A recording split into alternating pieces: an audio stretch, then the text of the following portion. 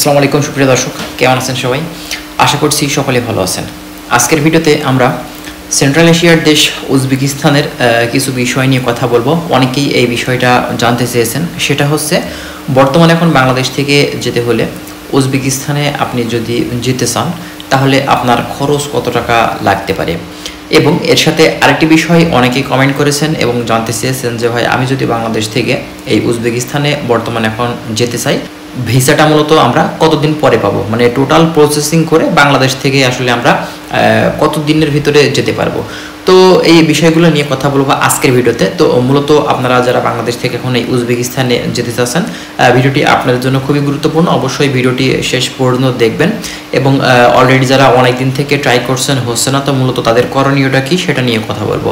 তো তাহলে চলুন আর কথা না বাড়িয়ে আজকে আমরা উজবেকিস্তানের বিস্তারিত বিষয় জানি। এবং আমাদের চ্যানেলে যারা নতুন আসবেন, যেহেতু আমাদের নতুন চ্যানেল, অবশ্যই আপনারা চ্যানেলটিকে সাবস্ক্রাইব করে দিবেন। আমরা নেক্সট টাইমে যখনই এই দেশটি সম্পর্কে আরও বিভিন্ন ধরনের তথ্য আপনাদের মাঝে দিব, তখনই কিন্তু ভিডিওটি পৌঁছে যাবে আপনাদের কাছে। তো তাহলে চলুন আর কথা না বাড়িয়ে আজকে উজবেকিস্তানের বেশ কিছু গুরুত্বপূর্ণ বিষয় আমরা এই ভিডিওর মাধ্যমে জেনে নিই। আচ্ছা, প্রথমত আপনাদেরকে বলবো, বাংলাদেশ থেকে উজবেকিস্তানে যেতে হলে আপনাদের কত টাকা খরচ লাগবে। দেখুন, সেন্ট্রাল এশিয়ার যে দেশগুলো আছে, যেমনটা কিরগিজস্তান আছে, কাজাকিস্তান আছে, উজবেকিস্তান আছে, রাশিয়া আছে, তারপরে আরও বেশ কিছু দেশ আছে। এর ভেতরে রিসেন্টলি কিন্তু কিরগিজস্তানে অনেক বাংলাদেশি গেছে। আপনারা জানেন যে কিরগিজস্তানে যেতে হলে মূলত 3.5 লক্ষ থেকে আপনার 4 লক্ষ 4.5 লক্ষ টাকার ভিতরে কিন্তু হয়ে যায়। কিন্তু কিছু স্থানকাল পাত্রভেদে কিছু জায়গা মানে কারণে কিন্তু বেশ কিছু কম বেশি হয়ে থাকে, কারণ এটা আপনার মাধ্যমের উপরে কিন্তু নির্ভর করে। তো ঠিক তেমনটাই আপনি উজবেকিস্তানে যেতে হলেও আপনার খরচটা কিন্তু এই কিরগিজস্তানের মতনই পড়বে। তবে কিরগিজস্তানের থেকে উজবেকিস্তানের যাওয়ার খরচটা কিছুটা বেশি। এখানে কম বেশির কারণ আছে। আসলে আরেকটা বিষয় বলবো, সেটা হচ্ছে আপনি কিন্তু কম খরচেও যেতে পারবেন। তো সেটা কিভাবে সেটাও বলবো। আপনি কম খরচে কিভাবে যাবেন? কম খরচে যেতে হলে অবশ্যই সরকারিভাবে বুয়েসেল এর মাধ্যমে আপনার কোম্পানি থেকে লোক আসবে, মানে ডেলিগেটের মাধ্যমে আপনি বাংলাদেশ থেকে কিন্তু যেতে পারবেন, আপনি যদি একজন স্কিল ওয়ার্কার যদি হয়ে থাকেন। ঠিক আছে? তো খরচ দেখে নর্মালি আপনার হচ্ছে, যদি সরকারিভাবে যেতে চান তাহলে 1,60,000 থেকে আপনি 2 লক্ষ টাকার ভিতরে কিন্তু বাংলাদেশ থেকে যেতে পারবেন। এবং আপনি যদি কোনো প্রাইভেট এজেন্সির মাধ্যমে যান বা কোনো সরকার নির্ধারিত যেসব রিক্রুটিং এজেন্সি আছে তাদের মাধ্যমে যান, অবশ্যই আপনার 4 লক্ষ থেকে 5 লক্ষ টাকা পর্যন্ত কিন্তু আপনার খরচ হবে বাংলাদেশ থেকে উজবেকিস্তানে যেতে হলে। ঠিক আছে? তো এখন কথা হচ্ছে, আপনি ভিসা কত দিনে পাবেন, বাংলাদেশ থেকে আপনি কত দিনের ভিতরে ফ্লাইট করে যেতে পারবেন। দেখুন, কিরগিজস্তান, কাজাকিস্তান, উজবেকিস্তান এই দেশগুলোর ভিসা কিন্তু 1 মাসের ভিতরে হয়ে যায়।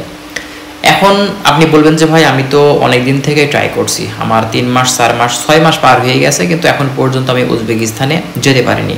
তো মূলত আমার সময়টা বেশি লাগছে, কারণ কি আমার ভিসাটা হচ্ছে না কেন?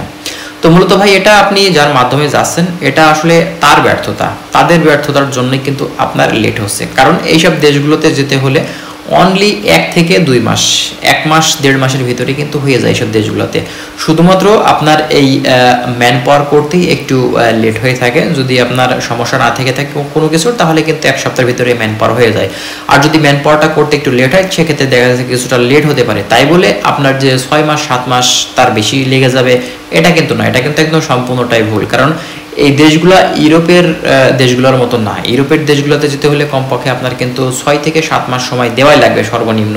কিন্তু আপনার এশিয়ার দেশগুলোর ভিতরে আপনি যদি মুভ করতে চান, তো সেক্ষেত্রে আপনার অনলি 1.5 থেকে 2 মাস, বেশি হলেও 3 মাস, হাইয়েস্ট 3 মাস, এর কমের ভিতরে কিন্তু আপনার হয়ে যাবে। ঠিক আছে?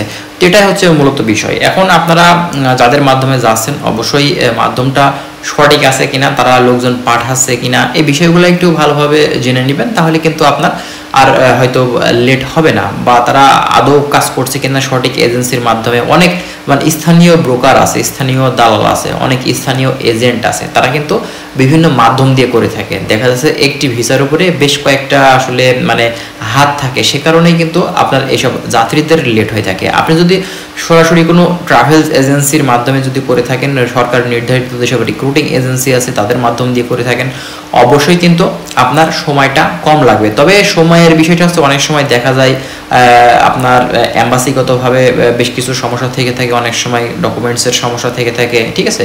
বিভিন্ন সমস্যার কারণে কিন্তু ভালো এজেন্সি হলেও অনেক সময় লেট হয়।